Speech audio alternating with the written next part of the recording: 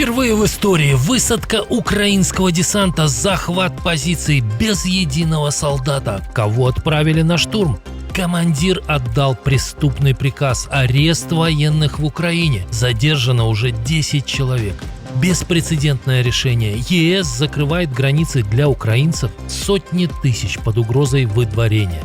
Заявление о победе России. Путин окончательно утратил связь с реальностью.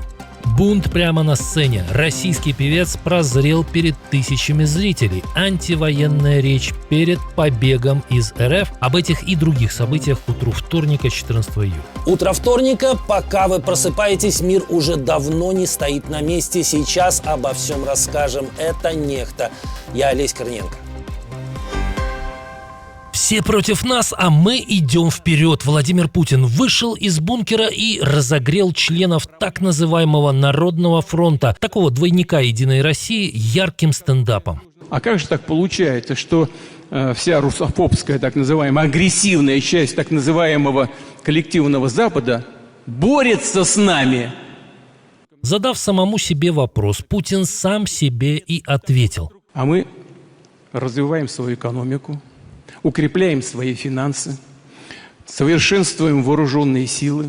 Похоже, хозяин Кремля окончательно переселился в параллельную реальность. Тем временем обычные россияне начинают испытывать шок не только от цен на бензин, но и на обычную курицу. Мы сейчас приехали в Ленту, чтобы закупиться продуктами. Скажите, что происходит с ценами? С каких пор у нас филе стоит 614 рублей?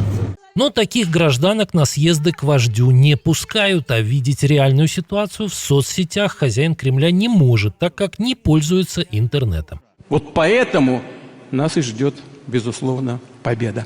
Правда, почему-то это выступление мне лично сильно напомнило Румынию 1989-го. После бурных и продолжительных аплодисментов делегатов последнего съезда Николаю Чаушеску пришлось столкнуться совсем с другой толпой. Ну это чудо.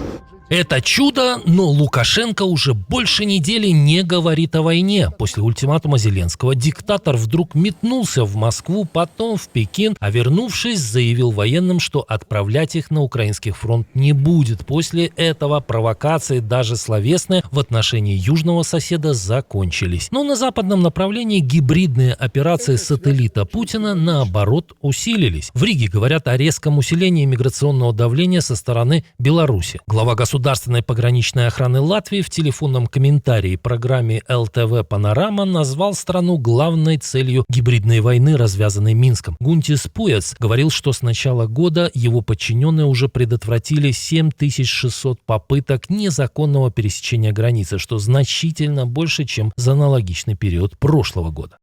Цель состоит в том, чтобы дестабилизировать ситуацию, вызвать недовольство, раскол в обществе из-за якобы кажущейся неспособности справиться с этими трудностями. Одновременно после некоторого затишья вновь выросло число попыток прорыва и границы с Польшей. За минувшие выходные польские пограничники зафиксировали 37 попыток нелегального перехода непосредственно с территории Беларуси.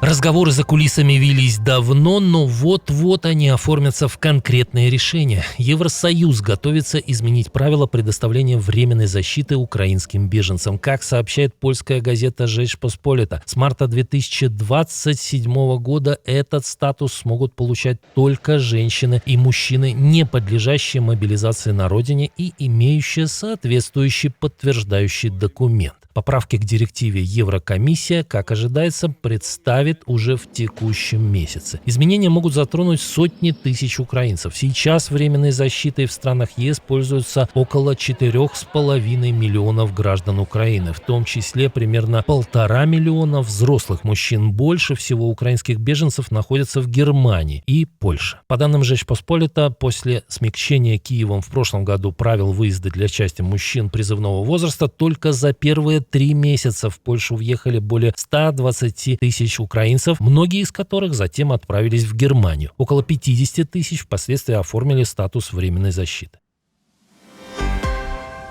Дыра в российской казне стала еще больше. Москве пришлось выделить почти 4,5 миллиарда рублей на поддержку туристической отрасли в оккупированном Крыму и Севастополе. Власти признали, что местный бизнес оказался в непростой ситуации после украинских ударов. По данным Ассоциации туроператоров России, к концу июля были отменены около 1 миллиона туристических поездок на полуостров. Общие потери отрасли несравнимы с помощью Москвы и оцениваются в 20-25 миллиардов рублей. С конца мая Крым переживает серьезный топливный кризис. После ударов по энергетической инфраструктуре полуостров регулярно остается без света и воды. Во многих городах действуют графики отключений, а жители жалуются на дефицит отдельных продуктов и резкий рост цен на бензин, который уже на заправках стоит больше 400 рублей за литр. В общем, приплыли в родную гавань, чтобы утонуть.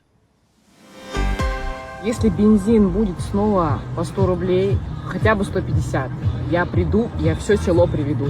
К выборам в Думу Россия подходит не только без бензина, но даже без намека на выбор. В Москве задержали бывшего кандидата в президенты Бориса Надеждина. О визите полицейских оппозиционер успел написать в Телеграм сам. На прошлой неделе Минюст признал 63-летнего Надеждина иностранным агентом. Сам политик связывает это с его намерением участвовать в сентябрьских выборах в Госдуму. Именно Надеждин был единственным антивоенным кандидатом на президентских выборах 2024 года. Однако тогда ЦИК отказал ему в регистрации, несмотря на массовую кампанию по сбору подписей в его поддержку. Хотя правильнее, наверное, сказать как раз из-за нее. Рано или поздно я точно стану президентом России. В конце 90-х Надеждин поработал советником у вице-премьера Бориса Немцова, потом помощником у премьера Сергея Кириенко. Один в могиле, второй помогает Путину бомбить Украину и сажать бывших соратников.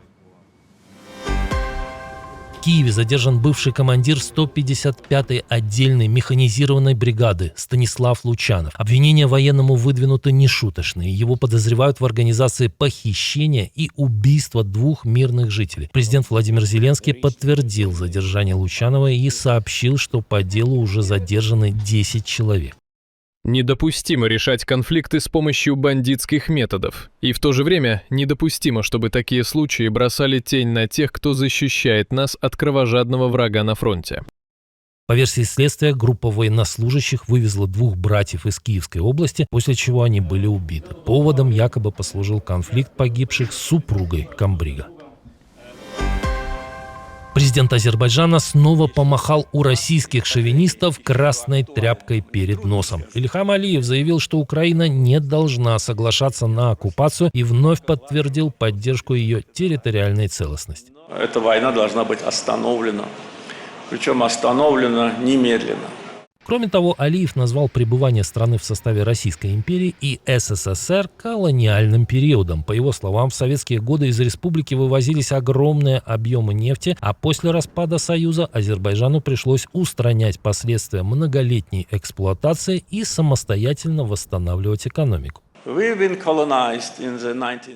колонизированы в 19 веке, затем были в составе Советского Союза, где не обладали независимостью. Мы были частью СССР, республикой, да, но бесправной. В нашей исторической памяти сохранилось понимание того, что значит быть колонией, а затем стать свободными.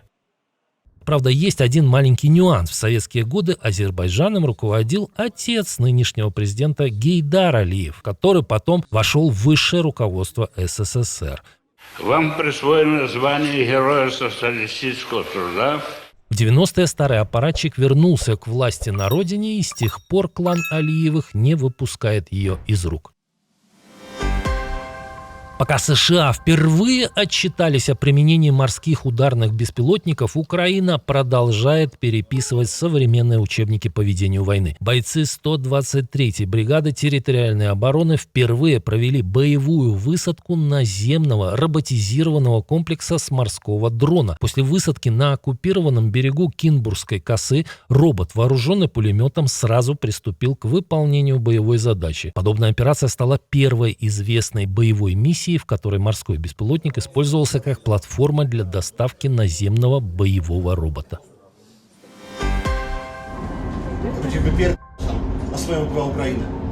Очередной скандал на почве национальной вражды в Польше. Целью для агрессии в этот раз стали украинские девочки. Причем досталось и женщине, которая пыталась за них вступиться. Инцидент произошел в городе Бельска-Бяла. Польские власти оперативно задержали хулигана. Об этом сообщил лично министр внутренних дел. Любая форма агрессии встретит решительную реакцию государства. Пусть это станет предупреждением для каждого, кто сеет ненависть. Безнаказанными вы не останетесь. Но становятся жертвами агрессии не только украинцы. В центре Варшавы напали на одну из самых известных белорусских спортсменок, Александру Герасименю. По словам самой пловчихи, неизвестный мужчина подошел к ней со спины на автовокзале Варшава-Заходня, ударил по голове и сразу скрылся. Герасименя является трехкратным призером Олимпийских игр и после протестов 2020 года открыто выступила против режима Александра Лукашенко. В Беларуси ее заочно приговорили к 12 годам лишения свободы с конфискацией имущества. Но политическое убежище в Польше еще не гарантирует безопасности. Сторонники войны начинают прозревать. Солист российской группы «Три дня дождя» выступил с неожиданными откровениями. Прямо во время концерта певец Глеб Викторов сделал ряд антивоенных заявлений. Наши предки и наши отцы, наши мамы чуть-чуть проебывают страну.